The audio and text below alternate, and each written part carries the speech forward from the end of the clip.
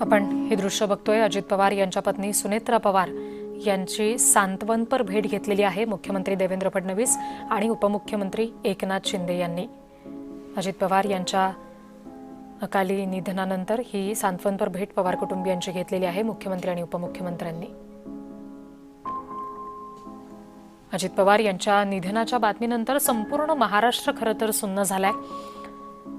विद्याप्रतिष्ठानच्या मैदानावर अजित पवार यांच्या पार्थिवावर अंत्यसंस्कार केले जाणार आहेत. त्या अंत्यसंस्काराची तयारी सुद्धा सुरू करण्यात आलेली आहे आणि आज संध्याकाळी अंत्यदर्शनासाठी अजित पवार यांचं पार्थिव विद्याप्रतिष्ठानमध्ये ठेवलं जाईल. संध्याकाळी 5 वाजल्यापासून ते रात्री 10 वाजेपर्यंत अंत्यदर्शन घेता येणार आहे आणि उद्या सकाळी सुद्धा सकाळी 6 ते 8 वाजेपर्यंत अंत्यदर्शन घेता येईल आणि उद्या सकाळी 11 वाजता अजित पवार यांच्या पार्थिवावर अंत्यसंस्कार होणार आहेत.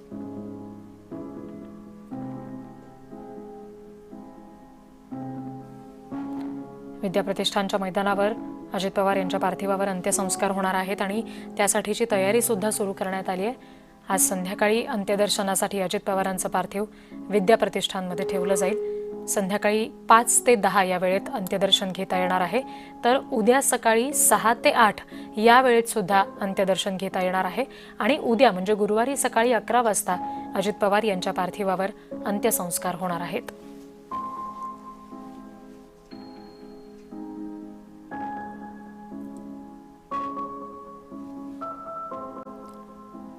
अजित पवारांच्या कार्यकर्त्यांसह समर्थकांसह इतरही राजकीय नेत्यांचा अश्रूंचा बांध फुटलेला आहे.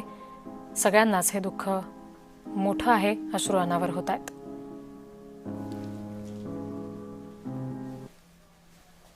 ज्यावेळी महाराष्ट्राच्या विकासामध्ये अतिशय महत्वपूर्ण योगदान ते देत होते, अशा काळामध्ये त्यांचं निघून जाणं हे अविश्वसनीय आहे, मनाला चटका लावणार आहे. माझ्याकरता तर वैयक्तिक एक दमदार आणि दिलदार अशा प्रकारचा मित्र या ठिकाणी सोडून गेलेला आहे. मी असेन, मुख्यमंत्री देवेंद्रजी असतील, अजितदादा असतील, आम्ही टीम म्हणून काम करतो. आमच्या वेळाही कामाच्या वेगवेगळ्या, मी पहाटे उशिरापर्यंत काम करतो, अजितदादा पहाटे लवकर काम सुरू करतात, देवेंद्रजी दिवसभर काम करतात आणि अजितदादांनी 6 वाजता देखील अपॉइंटमेंट दिलेल्या अधिकाऱ्यांनी आणि लोकप्रतिनिधींनी पाहिलेल्या आहे. अतिशय वेळेचं महत्व आणि वेळेचं भान ठेवणारा नेता हरपलेला आहे.